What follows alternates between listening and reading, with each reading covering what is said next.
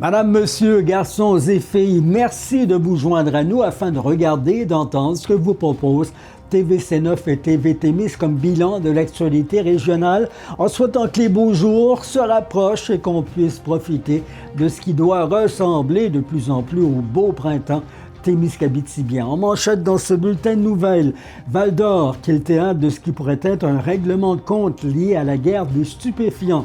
La région qui fait des bébés et le gouvernement crée de nouvelles places en centre de la petite enfance. Parlons du monde du spectacle alors qu'on a un invité pour en parler.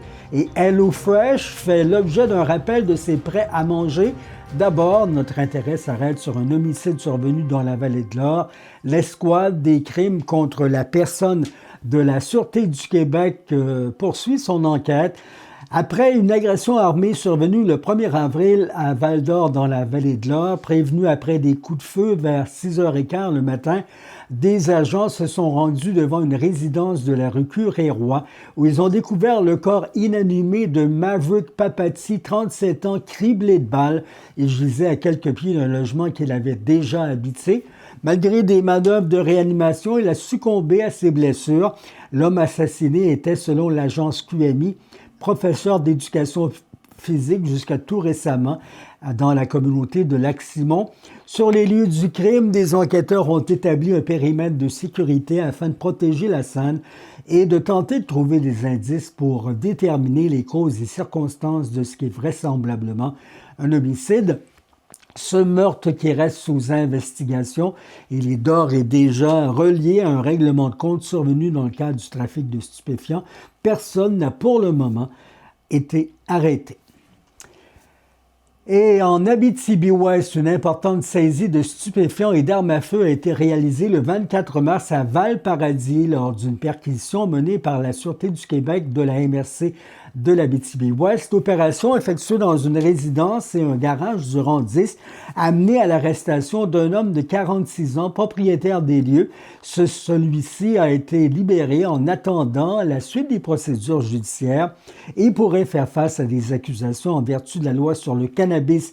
Les policiers ont saisi plus de 4000 grammes de cannabis illicite, 100 grammes de produits comestibles au cannabis, près de 100 grammes de wax, plus de 20 vapoteuses contenant du THC, du hashish, environ 60 plantes de cannabis, de la cocaïne et le matériel servant à produire la vente de stupéfiants.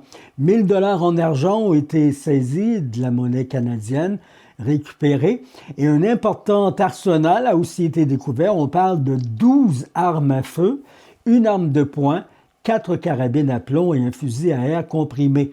L'intervention qui s'inscrit notamment dans le cadre de la stratégie Centaure qui vise à exercer une pression constante sur le crime organisé et à lutter contre la violence armée ainsi que du programme Accès Cannabis destiné à réduire l'accessibilité du cannabis illicite et illégal, notamment chez les jeunes, et à contrer ce qui est considéré comme une concurrence déloyale envers la Société québécoise du cannabis, la SQDC. Parlons d'un accident survenu à Relais, la circulation entre l'Abitibi et le Témiscamingue qui a été perturbée quand même de longues heures jeudi dernier, alors qu'un mélange de précipitations tombait sur la région, neige et grésil. Le conducteur d'un camion lourd qui circulait sur la route 101 peu avant 7 heures le matin à Relais a arraché, selon un de nos abonnés, une dizaine de poteaux hydroélectriques. Selon une autre source, le camion qui sortait d'une entrée privée transportait du bois en chargement hors norme et aurait accroché les fils pour entraîner tous ces dommages. Durant plusieurs heures, de nombreux automobilistes ont dû emprunter un autre itinéraire, le temps que les autorités compétentes dégagent le site de l'accident.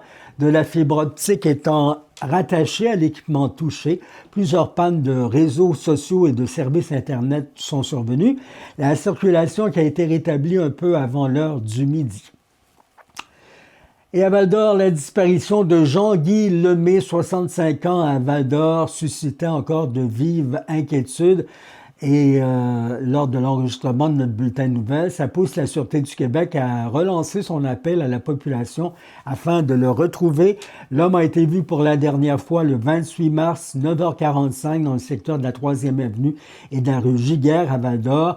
Les autorités indiquent qu'il existe des raisons de crainte pour sa santé et sécurité. Monsieur Jean-Guy Lemay mesure 5 pieds 4, pèse environ 120 livres, a les cheveux gris et longs. Lorsqu'il est disparu, il portait un manteau de couleur vert, fluorescent et blanc aussi. Notons qu'un pantalon de type legging ample comportant des trous aux genoux, il les portait. Toute personne qui l'apercevrait est priée de composer le numéro d'urgence 911. Toute information pouvant aider à le localiser peut être transmise confidentiellement à la centrale de l'information criminelle de la Sûreté du Québec. Numéro de téléphone 1-800-659-4264. Et attention, dans vos déplacements, les collisions avec la grande faune augmentent au printemps sur les routes du Québec. C'est la même chose sur nos routes en Abitibi et au Témiscamingue en raison des déplacements accrus des animaux liés à la fonte des neiges et à la recherche de nourriture. Le ministère des Transports et de la Mobilité durable qui appelle les automobilistes à redoubler de prudence, surtout à l'aube et au crépuscule. Et compte tenu des bancs de neige sur le bord de nos routes, là, les animaux qui ont de la difficulté à retourner dans les bois, recommandons donc de respecter les limites de vitesse, de ralentir en cas de doute et d'éviter toute manœuvre brusque. Des mesures comme la signalisation, les clôtures anti-cervidés et les passages phoniques sont en place dans certaines régions, mais chez nous, la vigilance demeure évidemment encore plus essentielle. Le ministère invite aussi à signaler toute présence animale en appelant le 511 pour améliorer la sécurité routière. Et maintenant, il y a des faux messages qui circulent en fraude, des messages frauduleux qui circulent actuellement en se faisant passer pour le ministère de la Sécurité publique du Québec qui promet une carte Visa prépayée en échange d'un sondage. Les autorités confirment qu'il s'agit d'hameçonnage. Le ministère rappelle qu'il ne sollicite jamais les citoyens, que ce soit par texto ou courriel. Les liens contenus dans ces messages ne doivent pas être ouverts et aucune information personnelle, vos noms, adresses, numéro de carte ou numéro d'assurance sociale ne doit être transmise. Les citoyens sont invités à supprimer immédiatement ces messages et à signaler tout incident au Centre antifraude du Canada, la technique qui vise à soutirer des données confidentielles pouvant mener à un vol d'identité ou à une fraude bancaire. La vigilance demeure le meilleur rempart contre ce type d'arnaque. Et attention à nos pommes de terre, l'industrie québécoise de la pomme de terre entame sa saison 2026 avec bien de la pression, fragilisée par la hausse des coûts liés à la guerre en Iran et par l'impact de la tarification carbone. Réunis à une assemblée générale annuelle à Trois-Rivières, les producteurs de pommes de terre du Québec estiment que la flambée des prix du carburant et les engrais pourrait ajouter plus de 60 000 $ de dépenses par ferme, avec en plus des risques de retard de livraison compromettant les semis. Ça s'ajoute à une facture d'environ 5 000 $ par année attribuable à la tarification carbone pour une exploitation de 150 hectares. Les producteurs dénoncent aussi leur exclusion de l'aide de 30 millions de $ accordée aux producteurs de grains par Québec et réclament une correction rapide. Au total, on évalue à près de 65 000 $ le manque à gagner par entreprise. C'est environ 10 millions de $ pour l'ensemble du secteur. Sans soutien, une hausse des prix pourrait devenir inévitable pour assurer la viabilité des fermes de pommes de terre et on va aussi dans d'autres biens de consommation. Ben oui, on fait des bébés en Abitibi au Témiscamingue et il y a donc près de 600 nouvelles places subventionnées qui pourraient voir le jour dans les prochains mois, dont une part importante destinée aux communautés autochtones. La ministre de la Famille, Catherine Champagne-Jourdain, annonce 2 appels de projet visant la création de 597 places en service de garde éducatif à l'enfance. Un premier volet prévoit 459 places dans les régions où les besoins sont criants. C'est le cas notamment en Abitibi-Témiscamingue et au nord du Québec. Par l'agrandissement ou la construction d'installations, un second appel cible spécifiquement les Premières Nations et les Inuits avec 138 places supplémentaires pour eux, prévus dans plusieurs communautés, dont Kanjiksuadjuak, Ouachat, Maniotela, dans la région de Sept-Îles, et Wemotachi, ainsi que dans des centres urbains. Québec insiste sur l'ampleur de l'effort en cours depuis 2021, déjà 5 ans. Près de 34 000 places ont été créées et plus de 11 000 sont en développement. Québec qui promet aussi la conversion de 5 000 places non subventionnées pour élargir l'accès à des services à coût réduit. Vous en consommez certainement au Témiscamingue et en Abitibi des produits fromagers distribués à l'échelle nationale dans certaines trousses de repas de la marque HelloFresh font l'objet d'un rappel parce qu'il y a risque de contamination à la bactérie Listeria monocytogène. L'Agence canadienne d'inspection des aliments, la CIA, a annoncé vendredi dernier que plusieurs variétés, dont le parmesan râpé, le fromage en grains, le feta, le fromage de chèvre et la mozzarella, on voit les emballages, sont visés par ce rappel. Les produits ont été distribués partout au pays et pourraient présenter un risque pour la santé, même en l'absence de signes visibles de contamination. L'agence recommande de ne pas les consommer, utiliser ni distribuer ces produits et de le jeter ou de les retourner où vous les avez achetés. Toutes personnes qui ont consommé un produit visé et présentant des symptômes doivent consulter un professionnel de la santé.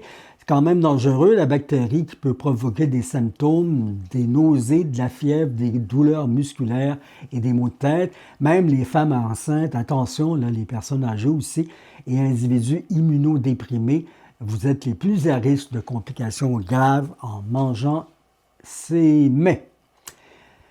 Et allons à la générosité qui vous est demandée, à vous, Québécois, Témiscamiens et Abitibiens. Vous êtes sollicités alors que l'insécurité alimentaire frappe un nombre croissant de familles encore ce printemps.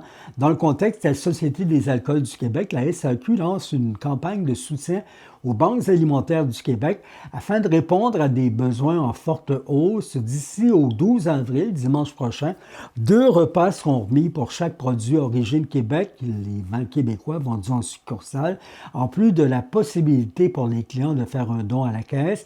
La situation demeure préoccupante depuis 2022, dis-je bien. Les demandes d'aide alimentaire ont bondi de 37 %, atteignant 3 100 000 personnes par mois. Chaque mois, près de 600 000 personnes ont recours au service des banques alimentaires. Près de la moitié sont des familles avec des enfants. Les producteurs d'ici s'associent à l'initiative, soulignant l'importance de soutenir les communautés locales en favorisant les produits québécois. Rappelons que chaque achat représente un geste concret pour aider les plus vulnérables. L'an dernier, les différentes campagnes menées par la SAC ont permis de remettre plus de 2 700 000 $ aux banques alimentaires du Québec depuis le début du partenariat nécessaire. Plus de 22 millions de dollars ont été versés pour lutter contre l'insécurité alimentaire. Peut-être une bonne nouvelle si vous déménagez, un jugement qui pourrait transformer durablement le marché locatif québécois. Alors que certains préparent déjà un déménagement, le tribunal administratif du logement vient de reconnaître qu'interdire les animaux dans un bail pour un logis contrevient à la Charte des droits et libertés de la personne, décision qualifiée d'historique par les défenseurs des locataires. Ça a été rendu le mois dernier et la décision donne raison à une locataire du cabinet Défends-toi en concluant qu'une clause bannissant les animaux portent atteinte aux droits fondamentaux protégés par la Charte, notamment la dignité, la liberté et la vie privée. Le tribunal estime qu'une telle interdiction constitue une ingérence injustifiée dans la vie des locataires, un tournant majeur qui pourrait influencer la jurisprudence et forcer une modernisation du droit du logement dans un contexte où la rareté des logis pousse encore des locataires à abandonner des animaux ou à quitter leur domicile. L'Association des propriétaires du Québec, en évoque des cas fréquents de nuisances, de plaintes et de dommages coûteux au logement et réclament, eux, l'instauration d'un dépôt de sécurité pour les locataires avec animaux afin de mieux protéger les immeubles tout en promettant et permettant une cohabitation jugée plus équilibrée.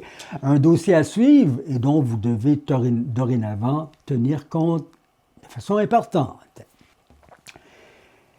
Et chauffeur d'autobus, conducteur, conductrice, un autre métier apprécié, c'est la création d'une semaine de reconnaissance des conductrices et conducteurs d'autobus scolaires qui est saluée par la Fédération des employés et employés hommes et femmes de services publics, la FESPCSN, qui voit un geste attendu pour valoriser un métier essentiel au bon fonctionnement du système d'éducation. La première édition se tient du 1er au 5 juin prochain à la suite d'une motion déposée par le député du Parti Québec solidaire, Alexandre Leduc.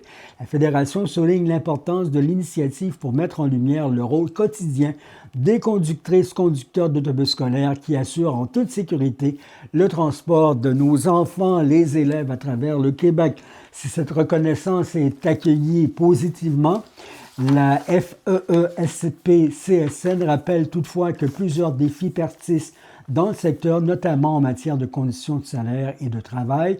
Elle estime que cette semaine devra s'accompagner de mesures quand même concrètes pour améliorer la réalité de ces travailleurs essentiels. Vous pourrez bientôt faire de la moto plus en sécurité. L'airbag, oui, un sac gonflable, sort de l'habitacle de l'auto pour s'inviter sur le dos des motocyclistes. Le géant de la sécurité Autoliv lance un premier système de protection portable complet, un gilet avec sac gonflable intégré développé avec le fabricant japonais RS Taichi. Baptisé T-Sabi, ce gilet intelligent vise à réduire les blessures graves en cas d'accident grâce à un déploiement rapide, précis, adapté à la dynamique imprévisible des chutes à moto. Il s'agit d'une première pour Autoliv qui passe de fournisseur de composants à concepteur d'un système complet, validé de bout en bout. Cette percée qui s'inscrit dans une stratégie de diversification du groupe déjà active dans les airbags pour les automobiles, les ceintures de sécurité et les volants et qui exporte désormais la protection des motocyclistes et des cyclistes. Ce partenariat avec RS Taichi, chargé de la commercialisation, marque une étape clé pour amener ces technologies sur le marché. Ça a été présenté en primeur au Tokyo Motorcycle Show 2026. Le gilet T-Sabi se veut aussi une plateforme évolutive adaptée à différents équipements de style de conduite. Une ambition claire, transposer l'expertise automobile au monde des deux roues pour ultimement sauver davantage de vie. Parlons du monde du spectacle, alors qu'on a un invité pour en parler. Une prestation présentée dans le cadre du Nord en Blues s'en vient avec dans quelques jours à Rwanda. Et parce que ce genre de musique plaît aussi aux gens de nos villes et villages au Témiscamingue, le maître d'œuvre de l'activité culturelle, André Uchodesco, est venu nous joindre en studio cette semaine. La recette ayant sûrement été efficace l'an dernier, vous allez, une fois de plus, André, partager vos bénéfices avec un organisme à but non lucratif de la région. André Uchodesco, bienvenue à TV Témis. C'est pas la première fois? Non, c'est il y a longtemps, jadis, quelques années, dans mon ancienne vie. On traduit notre âge, mais... Oui, mais on n'en parlera pas. TV Témis existe depuis un bout de temps. Comme le festival Nord en Blues, on en est... a débuté en 2001. Maintenant, c'est sous une autre forme. C'est plus nécessairement un festival, c'est un concert bénéfice pour aider certains organismes. Fait que c'est la 22e édition du Nord en Blues. C'est sûr qu'il y a eu une pause durant la pandémie et tout ça, là, mais c'est toujours bien présent, oui. Pour les amateurs de blues, on lâche pas. Là, le blues, disons que c'est une petite variante cette année. Là. Mm-hmm. On va faire du Mercy Beat, l'invasion britannique, l'évolution américaine, les hits des années 60 et 70. Oui, on va revenir à vos invités de cette année, mais je veux qu'on parle du fait que c'est maintenant un concert bénéfice et on remet de l'argent à une association régionale pour l'aide aux gens qui sont sur l'aide sociale. En fait, pour être plus précis, c'est l'organisme, c'est le regroupement d'entraide personnes de la Cité sociale de Rwanda, le repas. Mm-hmm. Bon jeu de mots, là, le repas pour un souper-concert. Oui. Absolument. Et l'an dernier, le spectacle a eu lieu. C'est lucratif pour le repas? Ça rapporte assez pour que ça vale la peine? Oui, ça vaut la peine. Puis de toute façon, c'est une forme de publicité aussi pour connaître l'organisme. Donc, ce sera le 50e anniversaire l'an prochain. Fait que c'est un organisme qui est fort utile. Oui, pour aider évidemment les gens ceux qui se retrouvent sur l'aide sociale.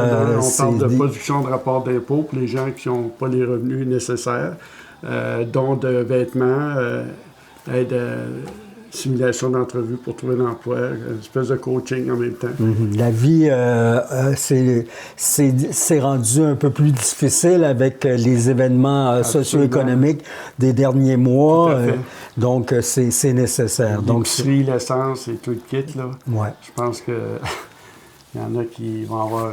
C'est ça. Donc, c'est bien de s'acheter des billets pour le show. Le show qui est... oui. Les Hi-Fins, c'est ça? Les Hi-Fins de Montréal, un quatuor très talentueux, des musiciens aguerris. Et c'est un hommage qui roule depuis une vingtaine d'années. Oui. C'est tout, raconte-moi, c'est toute la musique des années 60? Oui, on parle du Mersey Beat, le Swinging London, l'invasion britannique, l'American Evolution. On parle des Kings, les Searchers, les Beatles, les Rolling Stones. Et on fait le tour, là. C'est la musique entre 60 et 70. Là. Toi, la naissance du rock. Tu te payes la traite, là, parce que t'aimes ça. Oui. Ben, c'est une époque qui m'a fait grandir musicalement. Toi, tu dois être un peu plus vieux que moi. Bon, je ne devrais pas dire ça. À peine. Quelques balbutiements. Comment t'as connu ce groupe-là? Disons que j'ai un gros réseau de contacts. Ça fait longtemps que je navigue dans ces eaux-là, effectivement. Mon premier spectacle était produit en 1974 avec deux confrères, les jumeaux de relais à l'époque. Puis après ça, il y a eu Harmonium en 1975 au Forum de Rouen, ainsi de suite. Il y a eu une grande pause.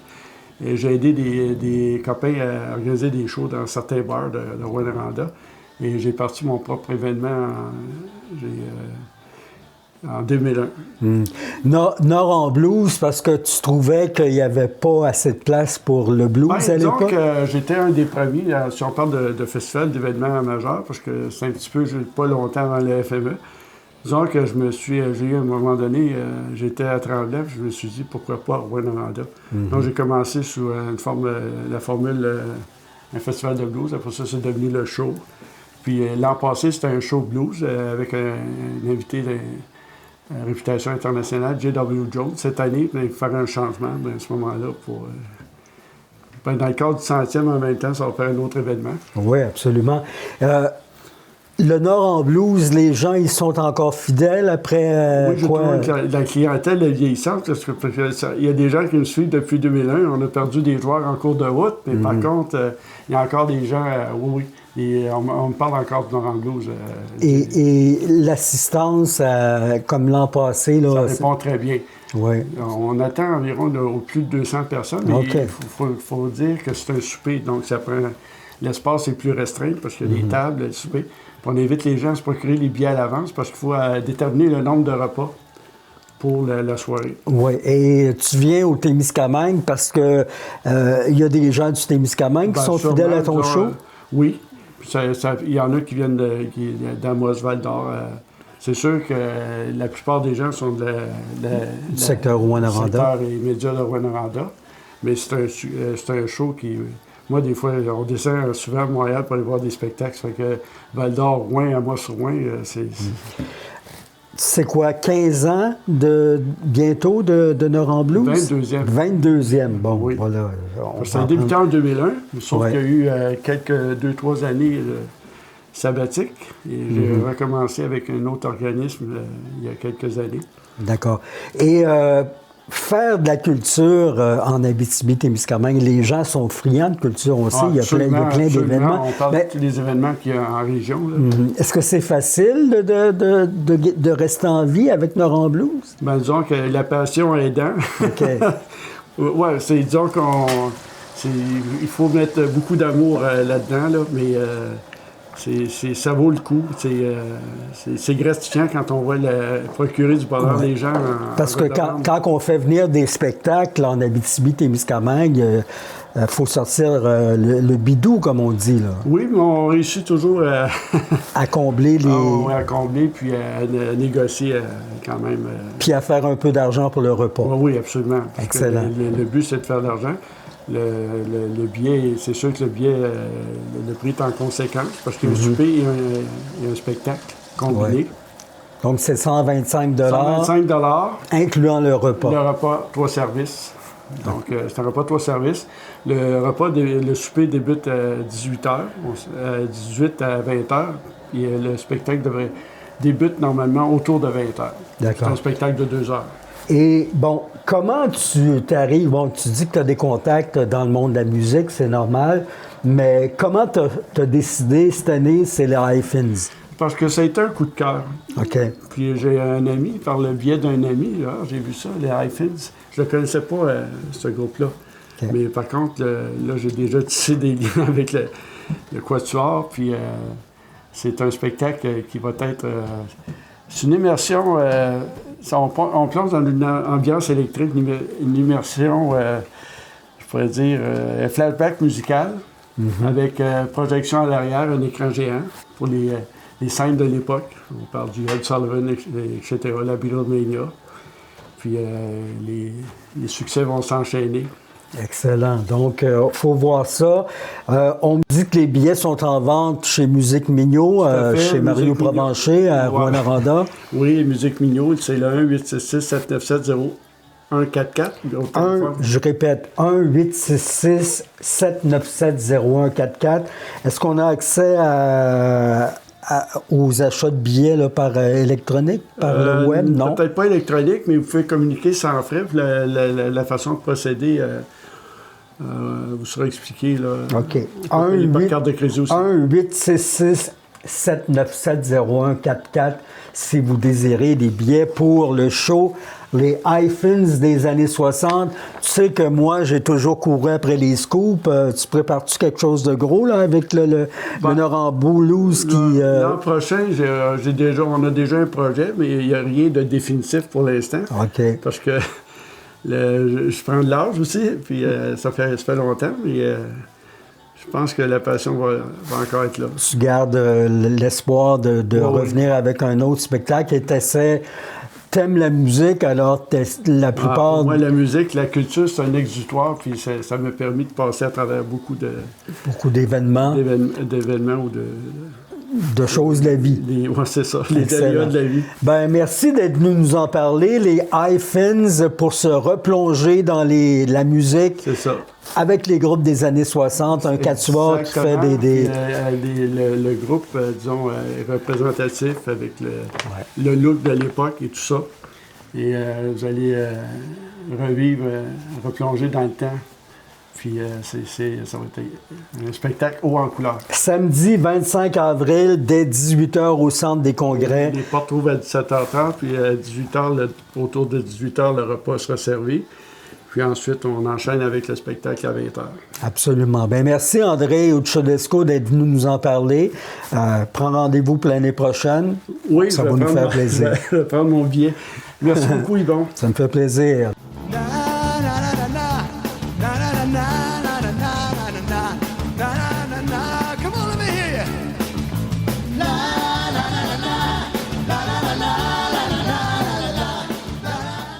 Voilà qui complète cette semaine ce bulletin d'information régionale. Une fois de plus, merci d'avoir été là.